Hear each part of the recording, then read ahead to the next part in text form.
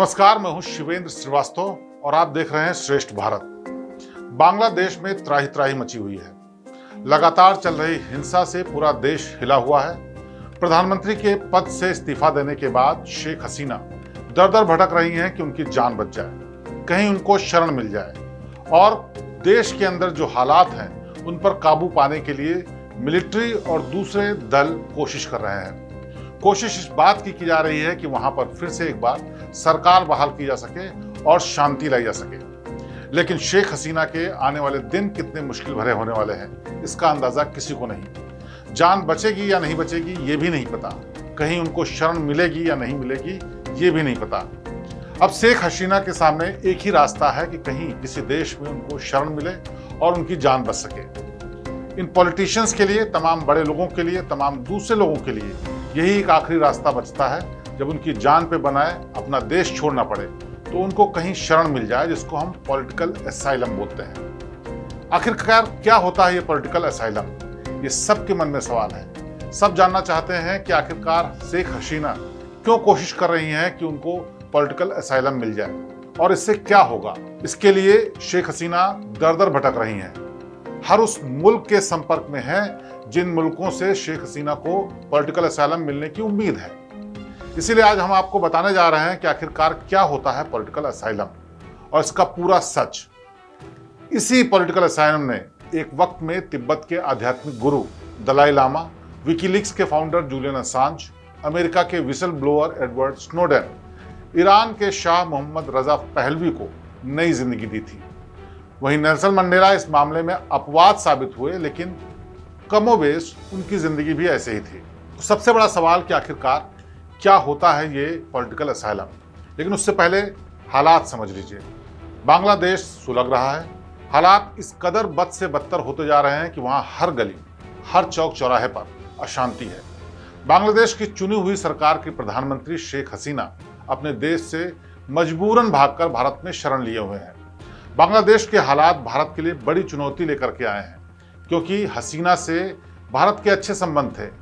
ऐसे में अगर उनकी मदद करती हैं भारत वाले तो भारत के लिए आगे मुश्किल हो सकती है, क्योंकि नई सरकार इसको बुरा मान सकती है।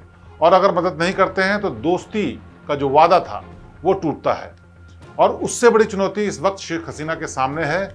शेख हसीना का भविष्य पॉलिटिकल असाइलम पर ही पूरी तरह से निर्भर हो गया है।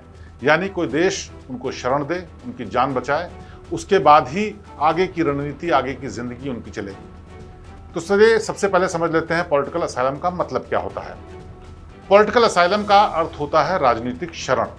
आसान शब्दों में समझें तो पॉलिटिकल असाइलम यानी राजनीतिक शरण का मोटे तौर पर हम आप ऐसे समझ सकते हैं, जब किसी देश की सरकार ऐसे व्यक्तियों को अपने देश में सुरक्षा देती है जो अपनी राजनीतिक गतिविधियों की वजह से या किसी और कारण की वजह से अपने ही देश में असुरक्षित महसूस कर रहे हों और अपने देश को छोड़कर दूसरे देश में शरण मांग रहे हों।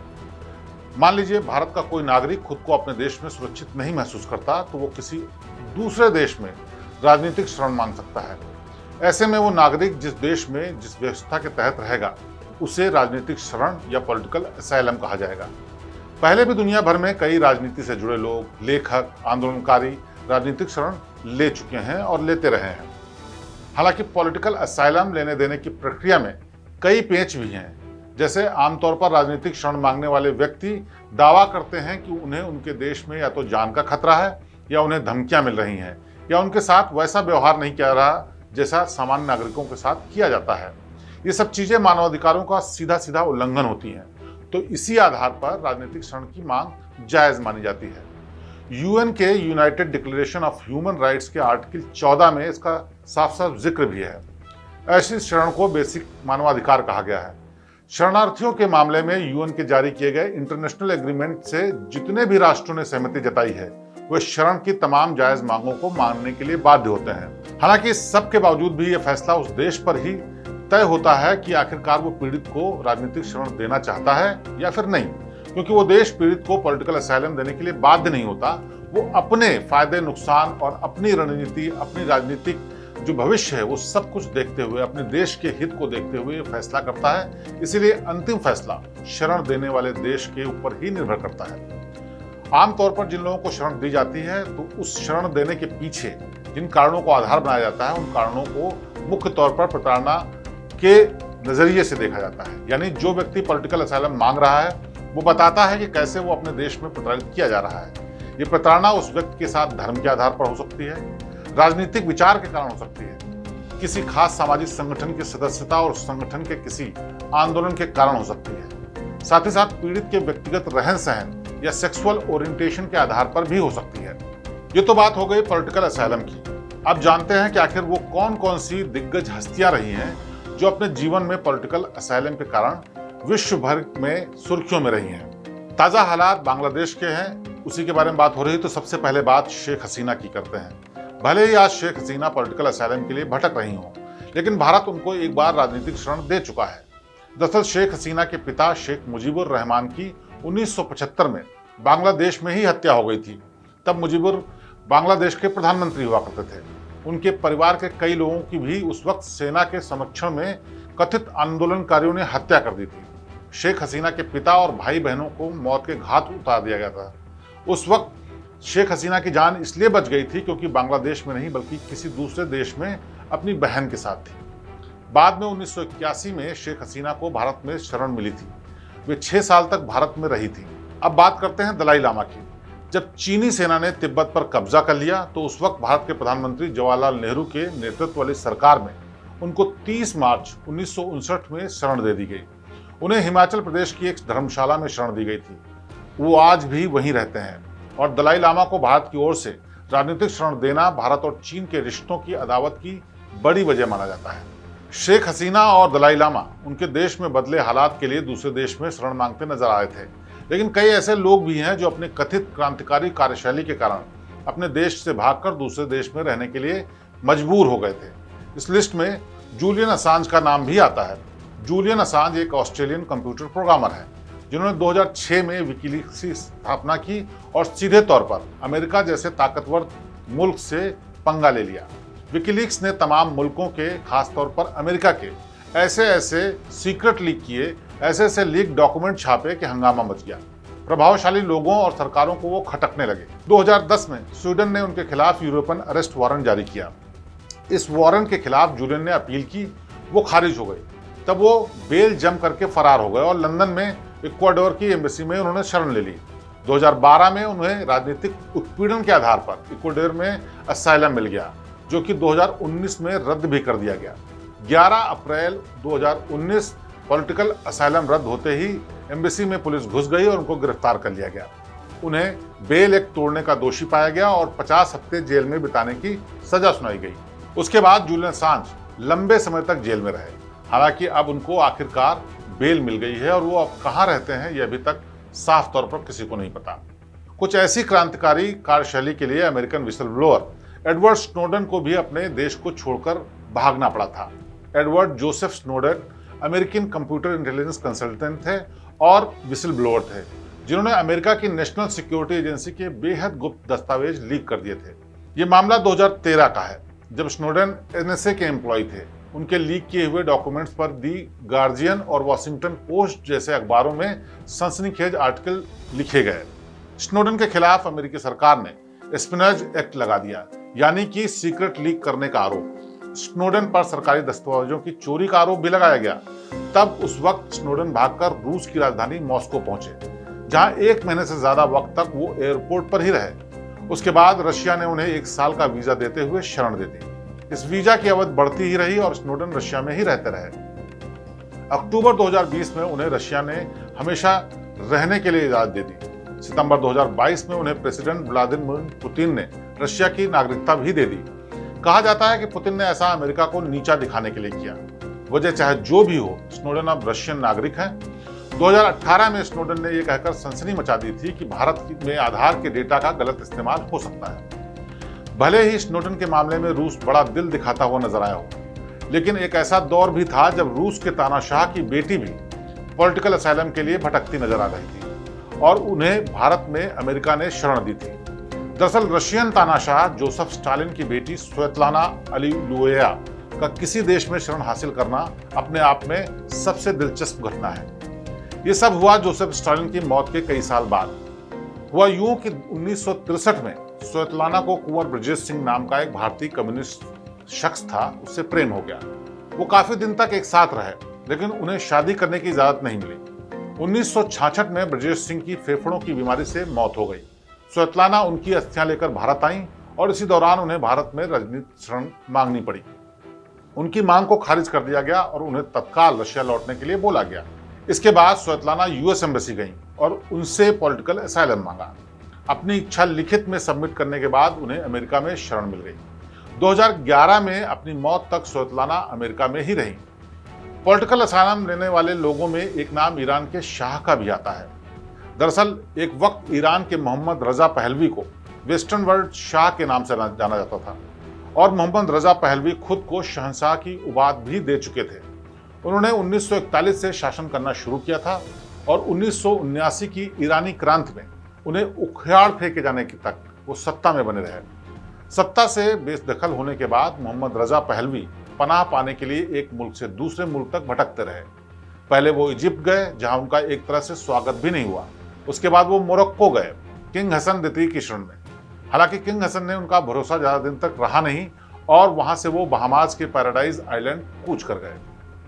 कुछ अरसा वो मेक्सिको के प्रेसिडेंट के पास, जो उनके दोस्त भी थे, उनके साथ वो मेक्सिको में भी रहे।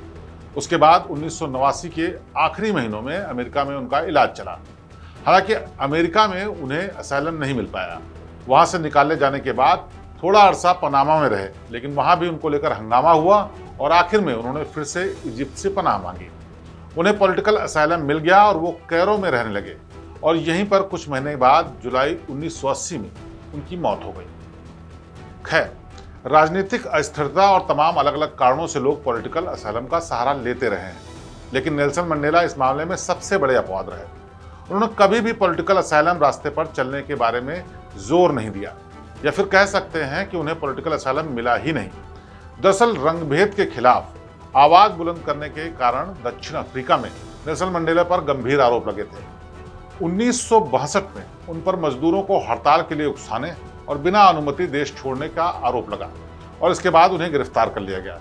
साल 1964 में नेल्सन मंडेला को आजीवन कारावास की सजा सुना दी गई। इसके बाद उन्होंने अपने जीवन में 27 साल दक्षिण अफ्रीका की बदनाम रोबेन आइलैंड जेल में कैदी नंबर 466 के तौर पर गुजारे और 1990 में जेल से रिहा होने के बाद मंडेला 1994 में दक्षिण अफ्रीका के राष्ट्रपति भी बने। और खास बात यह भी कि नेल्सन मंडेला ऐसे पहले विदेशी व्यक्ति हैं जिन्हें भारत का सर्वोच्च नागरिक सम्मान भारत रत्न दिया गया था, जो बताता है कि हालात कितने भी विपरीत क्यों ना हो, अगर आप सच्चाई की राह पर चल रहे हैं, आप संघर्ष कर रहे हैं, तो एक न एक दिन आपके सामने आपके विरोधी घुटने जरूर टेकते हैं। हालांकि नेल्सन मंडेला के पॉलिटिकल असाइलम न लेने या फिर न मिलने के कई और तत्कालिक कारण भी थे, जिनमें एक सबसे बड़ा कारण यह भी था कि रंगभेद के लिए बदनाम अमेरिका नहीं चाहता था कि उनको किसी तरीके से मदद मिले, जिसने एक जमाने में नेल्सन मंडेला के संगठन को आतंकी संगठन तक घोषित कर रखा था। बहरहाल, नेल्सन मंडेला ने भले ही अपने देश में रहने का फैसला किया हो, मगर पॉलिटिकल असाइलम के अनगिनत किस्से ऐसे हैं जिनको सुनकर आप हैरान हो जाएंगे, और खासकर उन देश के राजनेताओं को पॉलिटिकल असाइलम के लिए अक्सर भटकते देखा गया है, जिसमें केवल नाम के लिए लोकतंत्र चलता है। इसका पाकिस्तान सबसे बड़ा उदाहरण है। बेनजीर भुट्टो, नवाज शरीफ, परवेज मुशर्रफ जैसे तमाम राजनेता अपने देश की राजनीतिक अस्थिरता के कारण दूसरे देशों में शरण लेते गए हैं। कुछ ऐसा ही शेख हसीना के साथ फिलहाल होता हुआ दिख रहा है। शेख हसीना के बांग्लादेश छोड़ने के बाद अनुमान लगाया जा रहा था कि वो भारत से लंदन चली जाएंगी और उनको ब्रिटेन में राजनीतिक शरण मिल जाएगी, लेकिन समय बीतने के बाद ये तय हो गया कि ब्रिटेन में शेख हसीना को राजनीतिक शरण नहीं मिलने वाली है, जिसके कई कारण हैं, कई राजनीतिक कारण हैं, कई वैश्विक कारण हैं। ऐसे में शेख हसीना का इस वक्त वेट एंड वॉच की भूमिका में रहना ही ठीक है और उनके भविष्य का एकमात्र सहारा पॉलिटिकल असाइलम ही है, जो कौन सा देश देगा और कब देगा, ये बड़ा सवाल है। भारत ने अपने यहाँ शरण फिलहाल दे रखी है, जो कि राजनीतिक शरण नहीं है। वो यहाँ से होकर के ब्रिटेन जाने वाली थी, बीच में उनको अभी तक कहीं से कोई भी शरण देने की बात पर कंफर्मेशन नहीं मिला, इसीलिए वो भारत में है। भारत सरकार भी इस बारे में अभी तमाम फैसले लेने के लिए सोच रही है, आखिरकार क्या करना चाहिए, और दूसरे देश जहां पर वो शरण लेना चाहती हैं वहां पर भी विचार चल रहा है, क्योंकि अगर उनको कहीं भी शरण नहीं मिलती है तो उनकी जिंदगी का क्या होगा, ये अभी तक कुछ साफ नहीं है। आमतौर पर ऐसे लोग जिनको पॉलिटिकल असाइलम नहीं मिलता या फिर किसी कारण की वजह से उनको अपने देश वापस लौटना पड़ता है तो उनकी जान को बड़ा खतरा होता है। जो हालात इस वक्त बांग्लादेश में हैं वो साफ इशारा करते हैं कि शेख हसीना के लिए हालात ठीक नहीं है और वहां पर सरकार बदलने वाली है। बदली हुई सरकार में जाहिर सी बात है शेख हसीना के तमाम कामों का फिर से आकलन होगा और तय किया जाएगा कि जो कुछ हुआ वो ठीक था या गलत।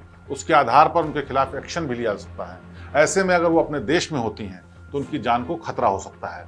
फिलहाल राजनीतिक शरण अगर उनको मिलती है तो उनकी जिंदगी बच जाएगी, लेकिन जिस तरह का इतिहास उन्होंने देखा है अपने पिता के साथ, अपने परिवार वालों के साथ, जाहिर सी बात है उनके मन में इस बात का डर भी है कि राजनीतिक शरण के अलावा उनके पास कोई विकल्प बचा भी है या नहीं। फिलहाल इस खास पेशकश में आज बस इतना ही। देश और दुनिया की बाकी खबरों के लिए आप देखते रहिए हमारा चैनल। नमस्कार।